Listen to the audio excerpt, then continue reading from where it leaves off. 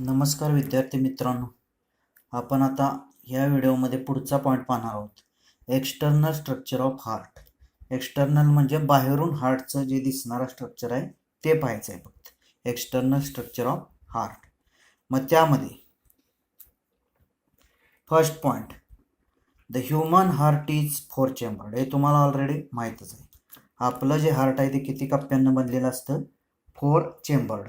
त्यासाठी इकडं वाटल्यास ही इंटरनल स्ट्रक्चरची डायग्राम बघा, त्याच्यावरून सुद्धा कळतं. फर्स्ट, सेकंड, थर्ड, फोर्थ हे काय आहेत? एकूण 4 चेंबर आहेत. म्हणजेच in human heart 4 chambers are present. 1, 2, 3 आणि 4. म्हणजे फर्स्ट पॉईंट काय? The human heart is 4 chambered. Second point, 2 superior chambers are called atria or auricles and 2 inferior chambers are called ventricles.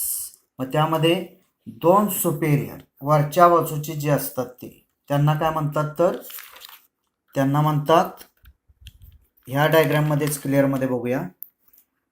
2 superior वरच्या बाजूचे हे जे 2 दिसतात त्यांना काय म्हणायचं? 2 superior chambers are called atria or auricles. हे जे 2 दिसत आहेत ते ॲट्रिया किंवा ऑरिकल्स. अँड 2 इन्फेरियर चेंबर्स, हा एक आणि हा एक, हे 2 जे चेंबर्स आहेत हे inferior chambers are called ventricles. आणि यांना काय म्हणायचं? Ventricles. Means superior chambers 2 right atria, left atria. Inferior chambers 2 right ventricle, left ventricle. समजलं? म्हणजे जरी आपण आत्ता दाखवत असलो इंटरनल स्ट्रक्चरची डायग्राम तरी त्याच्यावरून समजतं आणि मोठ्या म्हणून दाखवतोय. म्हणजे सेकंड पॉईंट काय? 2 superior chambers are called atria or auricles and 2 inferior chambers are called ventricles. Next point, third, externally atria are separated from ventricles by a transverse groove called coronary sulcus or atrioventricular groove. अगोदर हा point समजावून घेऊ आणि नंतर diagram पाहू. Externally बाहेरून काय झालेलं आहे? Atria and ventricles separated from each other. एकमेकापासून बाहेरून बघितलं तरी त्या काय झालेल्या असतात? Separate. By a transverse groove, आडवे त्यांना एक काय असते? ग्रो असते, खाच असते. कॉल्ड, त्या खाचेलाच काय म्हणतात? Coronary sulcus or atrioventricular groove. 2 नावानं जरी कोणत्या विचारलं तरी सांगता आलं पाहिजे. म्हणजेच त्यामध्ये काय? In between atria and ventricles dot dot groove is present किंवा transverse groove is present called dot dot dot. मग हा त्यामध्ये पर्याय कोणताही असू शकतो MCQला. परत सांगतो काय? In between atria and ventricles transverse groove is present called dot dot dot. मग कोरोनरी सल्कस नाव असेल किंवा ॲट्रिओ व्हेंट्रिक्युलर ग्रूव नाव असेल. मग आता डायग्रामवरून पॉईंट डायग्राम पहा आता त्यामध्ये त्या पॉईंटमध्ये. म्हणजेच in between atria and ventricles, atria आणि ventricles groove is present, transverse groove is present called coronary sulcus. तिलाच इथं नाव दिलेलं आहे बघा, बघा नाव व्यवस्थित. कोरोनरी सल्कस हे नाव आहे. कशाच्यामध्ये? ट्रान्सवर्स ग्रूव आहे तर इन बिटवीन ॲट्रिया अँड व्हेंट्रिकल्स, बरोबर. ॲट्रिया आणि व्हेंट्रिकलच्या मध्ये जी खाच असते बाहेरून externally, called coronary sulcus. Next, fourth point, 2 ventricles are externally separated from each other by 2 grooves. The anterior and posterior interventricular sulci. मग त्यामध्ये परत 2 ventricles, 2 जे ventricles असतात ते परत एक्सटर्नली सेपरेट झालेले असतात बाहेरून सुद्धा. मग त्यामध्ये फ्रॉम इच अदर, एकमेकापासून, बाय 2 grooves, तिथं 2 grooves असतात. अँटेरियर साईडला अँटेरियर इंटरव्हेंट्रिक्युलर साल्स आहे आणि पोस्टेरियर साईडला पोस्टेरियर इंटरव्हेंट्रिक्युलर साल्स आहे. अशा त्यांच्यामध्ये दोघांच्यामध्ये ग्रो असतात. कोणामध्ये? 2 व्हेंट्रिकल्स, म्हणजे 2 व्हेंट्रिकलच्या मध्ये. एक्सटर्नली आत्ता काय सांगितलेलं आहे?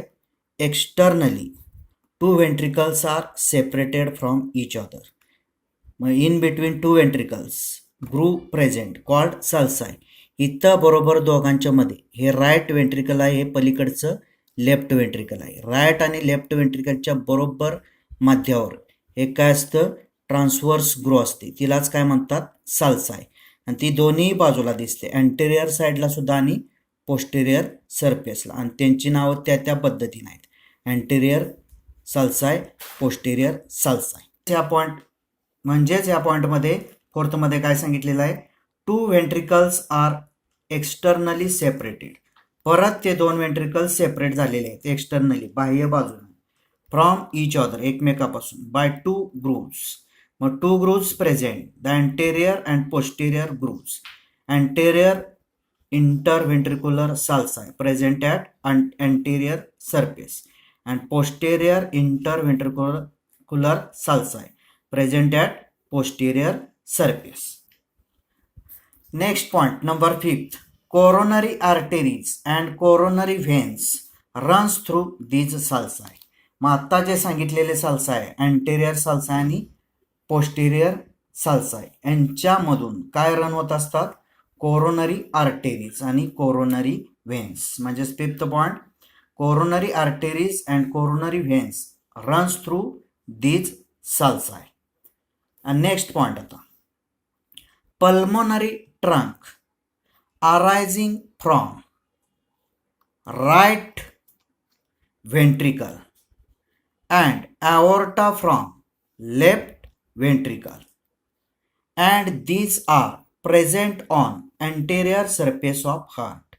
मग यामध्ये काय सांगितलेलं आहे डायग्राममध्ये, म्हणजेच या पॉईंटमध्ये तर डायग्रामनुसार पल्मोनरी ट्रंक हा कुठं अराईज झालेला असतो, तर राईट व्हेंट्रिकलवर. आणि नंतर दुसरं ॲओर्टा फ्रॉम लेफ्ट व्हेंट्रिकल, आणि ॲओर्टा जो अराईज झालेला असतो तो कुठं अराईज झालेला असतो, तर लेफ्ट व्हेंट्रिकलवर अराईज झालेला असतो. मग त्यामध्ये दोन, एक पल्मोनरी ट्रंक आणि दुसरं काय सांगितलेलं आहे, तर ॲओर्टा. हे आपल्या साईडला, म्हणजेच pulmonary trunk arise from right ventricle and aorta arise from left ventricle. These are present on anterior surface of heart. यासाठी डायग्राम पहा, इथं नावं दाखवलेली आहेत बघा. हा ॲओर्टा, म्हणजेच त्यामध्ये रेड कलरमध्ये आहे तो ॲओर्टा. अराईज फ्रॉम, कुठं अराईज झालेला आहे म्हणून सांगितले, लेफ्ट व्हेंट्रिकल. लक्षात ठेवा, हा जो ॲओर्टा अराईज झालेला असतो तो ह्या लेफ्ट व्हेंट्रिकलला अराईज झालेला आहे. लक्षात ठेवा, ही लेफ्ट साईड. मग त्यामध्ये लेफ्ट व्हेंट्रिकलला काय अराईज झालेला आहे, तर aorta. Next pulmonary trunk arising from right ventricle, आणि इकडं जी राईट व्हेंट्रिकल आहे ह्याच्यावर काय अराईज झालेलं असतं, तर पल्मोनरी ट्रंक.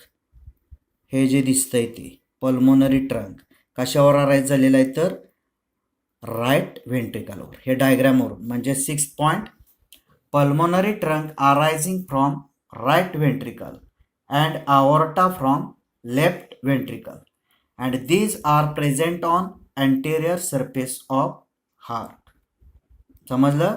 आता next point 7th, the pulmonary trunk bifurcates into right and left pulmonary arteries. मग पल्मोनरी ट्रंक कुठं अराईज झालेला आहे म्हणून सांगितलंय, तर pulmonary trunk arise from right ventricle. Right व्हेंट्रिकलवर अराईज झालेला असतो तो बायफर्केट होतो. बायफर्केट दोन फाटे फुटतात, राईट अँड लेफ्ट. दोन फाटे म्हणजेच राईट अँड लेफ्ट पल्मोनरी आर्टेरीज. मग इथं डायग्राममध्ये पहा, इकडं राईट पल्मोनरी आर्टेरी यामध्ये, आणि इकडच्या बाजूला आहे ती लेफ्ट पल्मोनरी आर्टेरी. दोन नावं व्यवस्थित बघा अगदी बारकाईनं. राईट पल्मोनरी आर्टेरी ब्ल्यू कलरमध्ये, इकडं ब्ल्यू कलरमध्ये लेफ्ट पल्मोनरी आर्टेरी. म्हणजेच हे काय झालेलं आहे, तर बायफर्केशन झालेलं आहे. कुणाचं, पल्मोनरी ट्रंकचं. म्हणजे 7th पॉईंटमध्ये आपण काय सांगितलं होतं, the pulmonary trunk bifurcates into right and left pulmonary arteries. right pulmonary artery blue कलरमध्ये, लेफ्ट पल्मोनरी आर्टेरी ब्ल्यू कलरमध्ये. आता next point 8th, aorta, that is systemic aorta, is divisible into three regions such as ascending aorta, systemic arch or aortic arch and descending aorta. मग आता aorta त्यासाठी diagram मध्ये बघा काय सांगितलेलं आहे, तर हा दिसतो रेड कलर मध्ये तो aorta, म्हणजेच हा सिस्टेमिक aorta आहे. डिव्हिजिबल 3 त्यामध्ये रिजन मध्ये डिवाइड झालेला असतो. असेंडिंग aorta जो वर चढत्या क्रमाने असतो तो असेंडिंग aorta. नंतर सिस्टेमिक आर्च और एओर्टा जो आडवा दिसतोय तो सिस्टेमिक आर्च और एओर्टा अँड डिसेंडिंग एओर्टा जो खाली खाली टर्न मारलेला आहे तो डिसेंडिंग एओर्टा. म्हणजेच पॉइंट मध्ये काय सांगितलेलं आहे, aorta that is systemic aorta is divisible into 3 regions such as ascending aorta, systemic arch or aortic arch and descending aorta. Number 9, the ligamentum arteriosum joins pulmonary trunk and aortic arch. It is the remnant of an embryonic duct called ductus arteriosus. मग यासाठी आता हे नाव बघा, ligamentum आर्टेरिओसम, इथं नाव दिसतंय बघा, ligamentum आर्टेरिओसम. हे join कशाला झालेलं आहे म्हणून सांगितलंय, तर pulmonary trunk and aortic arch. मग पल्मोनरी ट्रंक आणि अऑर्टिक आर्च ह्याच्यावर दोघांच्या मध्ये जॉईन काय झालेलं असतं, तर ligamentum arteriosum. It is the remnant of an embryonic duct, आणि हा एम्ब्रॉनिक डक्टचा रेमनंट आहे, थोडक्यात अगदी विकास न झालेला अवयव आहे. कॉल्ड डक्टस आर्टेरिओसस, त्यालाच काय म्हणतात, डक्टस आर्टेरिओसस. म्हणजे 9 point, the ligamentum arteriosum joins pulmonary trunk and aortic arch. It is the remnant of an embryonic duct called ductus arteriosus. Next point number 10, the aortic arch or aorta gives out 3 arteries such as brachiocephalic or innominate artery, left common carotid and left subclavian. म्हणजेच आता त्यामध्ये म्हणजे aortic arch or aorta, इकडं वरची diagram पहा अगदी, किंवा इथं खालच्या डायग्राम मध्ये पण व्यवस्थित दिसतंय. काय सांगितलंय, aortic arch or aorta gives out 3 arteries, 3 arteries देतं. त्यामध्ये लेफ्ट सबक्लेवियन आर्टेरी, नंतर त्याच्या शेजारी असते ती कोणती असते, लेफ्ट कॉमन कॅरोटिड मधली, आणि नंतर तिसरी जी असते तिला ब्रॅकिओसेफॅलिक आर्टेरी असं म्हणायचं. म्हणजे लेफ्ट सबक्लेवियन आर्टेरी मधली आहे ती लेफ्ट कॉमन कॅरोटिड आर्टेरी आणि दुसरी brachiocephalic artery. Number 11, the right atrium receives superior and inferior vena cava along its dorsal surface. मग राईट ॲट्रियम त्यासाठी बघायचं आहे. Atrium receives superior and inferior vena cava. मग सुपेरियर वेना कॅवा इथं नाव आहे बघा, सुपेरियर वेना कॅवा, आणि दुसरं काय इन्फेरियर वेना कॅवा. हे कुठं आहे, तर राईट ॲट्रियम मध्ये रिसिव्ह केलेले असतात. नंबर 11 मध्ये आपण काय पाहिलं, the right atrium receives superior and inferior vena cava along its dorsal surface, हे बघितलेलं आहे आता. आणि last point 12, pulmonary veins opens into left atrium along the dorsal surface of heart. आणि पल्मोनरी व्हेन्स ज्या आहेत त्या ओपन कुठं झालेल्या असतात, तर लेफ्ट ॲट्रियम मध्ये व्हेन्स. मग यामध्ये पल्मोनरी वेन लेफ्ट आणि राईट पल्मोनरी वेन कुठं त्यामध्ये ओपन झालेलं आहे, तर ॲट्रियम मध्ये. मग कोणत्या ॲट्रियम मध्ये, तर लेफ्ट ॲट्रियम मध्ये. म्हणजे 12 point, pulmonary veins opens into कुठं ओपन झालेले आहेत, तर लेफ्ट ॲट्रियम. मग लेफ्ट ॲट्रियम जी लेफ्ट साईडची असते ती लेफ्ट ॲट्रियम या बाजूला, इथं ही डायग्राम पहा, लेफ्ट इकडची बाजू लेफ्ट ॲट्रियम मध्ये काय ओपन झालेलं असतं, तर पल्मोनरी व्हेन्स ओपन झालेले असतात. धन्यवाद.